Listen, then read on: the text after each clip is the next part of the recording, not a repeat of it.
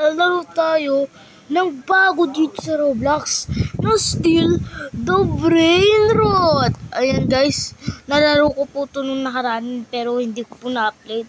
Sayang guys, hindi ko po nakapakita to.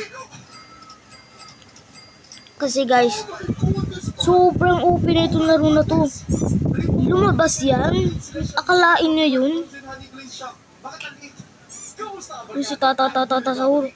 Oh my god. Ayun, kukuha ko na sana yan. Wait lang ko. Lalak ko to. Hindi nyo makukuha yung mga nasa base ko. Tapos maraming nagsasabi sa inyo Tina yan. ito talaga yung mga panibagong mga flowers ngayon tulad nitong lilac. Kasi kung mapapansin nyo, itong gold pollinated frozen shock na lilac, kapag kinuha ko po yan, tapos sinubukan kong ibenta dito kay Idol, tignan nyo kung magkano. Tignan nyo, hindi pa po sila. Ah, to. Hindi ko pa talaga nakuha. Meron pa nga tayo dito lilac na Ang lopit na nun eh. Ang lopit na nun. Ang lopit na nun. Ay, malaki to. Malaki itong lilac na to. Par kaya paldo yan. Paldo yan, tignan nyo. Huwag dyan, pupunta tayo sa base ko. Huwag dyan. Yung base ko ang importante.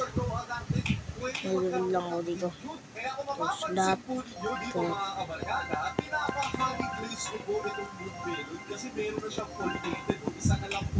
Okay, bye-bye.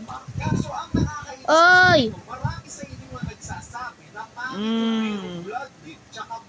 Hindi ko na matatanggal yan. Dapat meron dito na pwede tayong magtanggal ng mutation para... Uy! Frigo Camelo!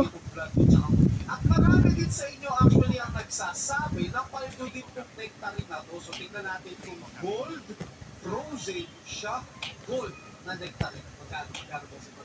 Magkano? 3 billion? Grabe! Billion na yung mga nilalagay na kalaman ngayon. Grabe yan, par. Kaso ang problema natin, magkakacelestial pa ba? Kasi pansin ko, hindi pa ako nagkakaroon ng shooting star simula nung nag-update. Ako kating-kati na akong i-price check tong Moon Blossom na to. Kaso wala pa kasi siyang honey grease. Gusto ko siyang lagyan ng honey grease para mas cash yung value. Nangangati na ako nakawin yun eh. Tralalero, tralala. Pero to, 5, 4, 3, 2, 1. Okay, ko tayo na. Okay, punta na tayo dun. Baka nakabukas na yung base na yun. Sanggala. Nag-leave pa. Kapag nakita ko mga to, paldo yan. Ito bang mga umiilaw-ilaw na to ay shock na.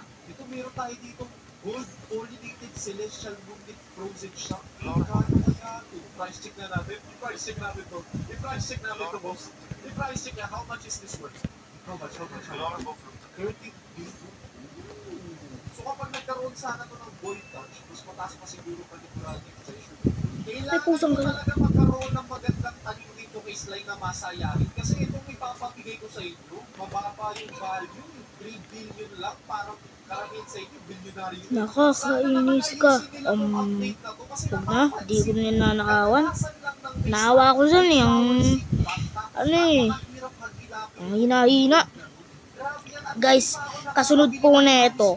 Mag-upload po ako ng Grow a Garden. Panoorin nyo po yan ha. Mag-subscribe po kayo doon. Ano ba naman to?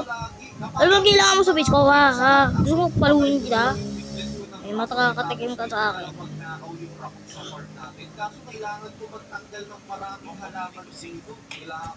Walang makakapunta dito ha. Subukan nyo nakawin yan. Kasi gusto ko kapag magpapamigay ako sa inyo ng mga halaman, yung papaldo kayo. At syempre, para pumaldo kayo, kailangan candy blossom akin yan. or moon blossom ang ipapamigay ko. Kaso, kailangan mo naman tanggalin lahat. Boom! Pasok! Woo! Pasok! Si Bumbum Bidi Guzini. Wala na. Oh, baka ikaw ha. Nakawan mo pa. Mia. Kala ko yung ate ko. Pangalan kasi ng ate ko, Ate Miray. Siguro oras na para tanggalin to. I-delete ko na ba tong Black base. Bumbum Bidi Guzini. Kaso hindi ko naman kasi nagagamit tong beanstalk na to. I-delete ko na kaya to pa. Gusto ko magkaroon Di na ako nagnanakaw dyan. pwede natin irakot dito. Kasi tignan nyo naman kung magkano tong beanstalk na to. Tignan nyo ha. Tignan nyo kung magkano. Alam ko na kung ano yung nanakawin ko. Eto, oh. Si Bombardiro Crocodile. Para ayoko. Ayoko.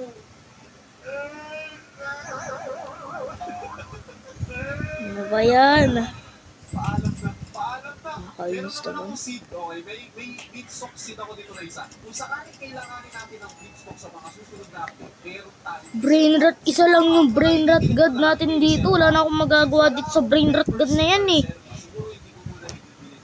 Sige, siguro hindi ko muna i-delete to. Guys, dalawa na yung pupapili ko sinin natin. Isang gold.